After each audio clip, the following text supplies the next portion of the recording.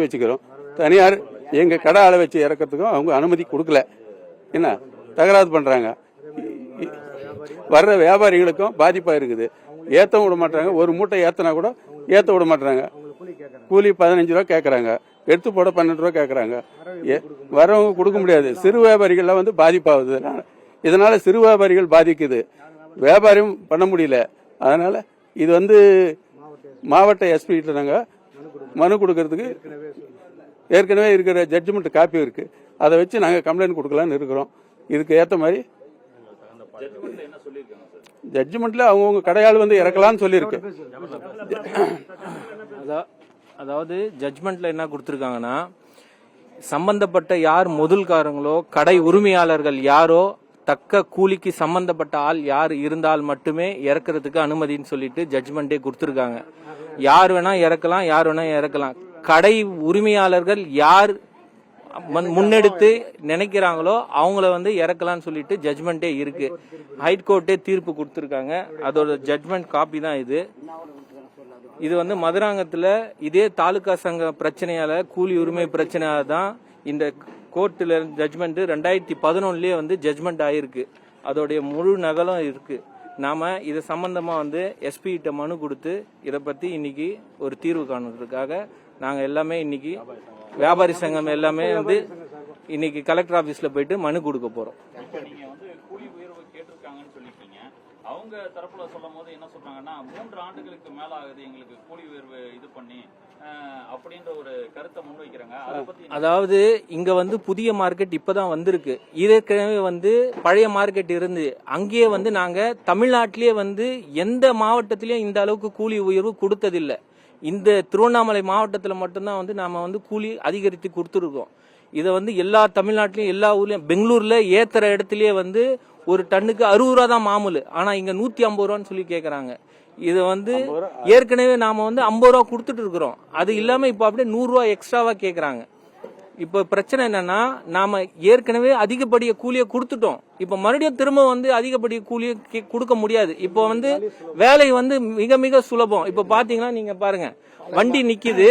இப்ப இந்த வண்டியில இருந்து இறக்கி இப்படியே கீழே போட போறாங்க, அவ்வளவுதான். ஆனா பழைய மார்க்கெட்ல அப்படி இல்ல. அவங்க இறக்கி கொஞ்சம் தூரம் தள்ளி எடுத்துட்டு வந்து போடுவாங்க. அதுக்காக அன்னைக்கு வந்து சேர்த்து கொடுத்துருக்கிறோம்.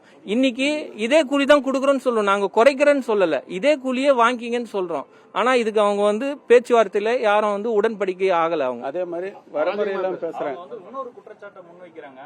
ஏற்கனவே இது வந்து இந்த 50 ரூபா கொடுக்கறதுன்றது மாமூல்ன்றது வந்து லாரிக்காரங்க பார்த்து கொடுக்குறாங்க. அந்த லாரிக்காரங்களும் 80 ரூபா கொடுக்குறாங்க. அதை கடைக்காரங்க வாங்கிட்டு எங்களுக்கு 50 ரூபா தான் தராங்கன்ற மாதிரி இது வந்து லாரிக்காரங்க வந்து அவங்க கையை வெட்டுக்கெல்லாம் கொடுக்கறது இல்ல. இதுக்கு லாரிக்காரங்க வந்து சம்பந்தமே இல்ல.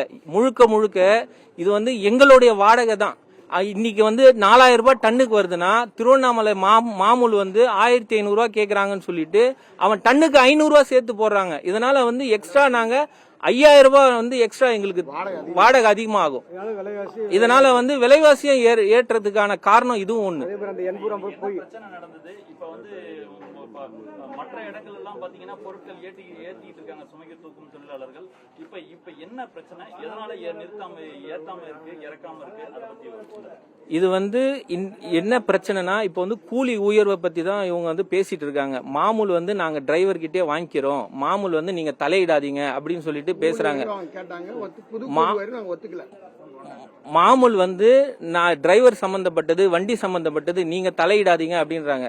வண்டி சம்பந்தப்பட்டது, டிரைவர் சம்பந்தப்பட்டு இருந்தாலும் வாடகை வந்து எங்களை சம்பந்தப்பட்டது.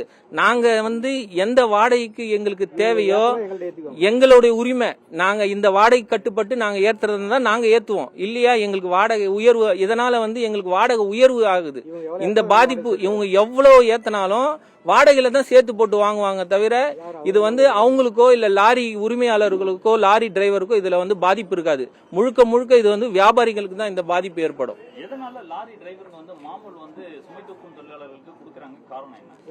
இது வந்து ஆரம்பத்துல வந்து டீ காசுன்னு செலவுன்னு சொல்லிட்டு கேட்டு வாங்கினது. இது வழக்கப்படி இது என்ன ஆச்சுன்னா, இது மாமூலுன்ற ஒரு இது வந்து இன்னைக்கு அதிகாரமா ஆயிடுச்சு. இது இந்த மாமூல் அவங்க வேலை செஞ்சாங்க, களைப்பா இருப்பாங்க, இந்தாங்க ஒரு டீ சாப்பிடுங்கன்னு சொல்லி கொடுத்துட்டு போற ஒரு வழக்கமா இருந்தத இன்னைக்கு வந்து இது மாமூலுன்னு சொல்லிட்டு இது வந்து ஒரு உரிமையா ஆகிட்டாங்க.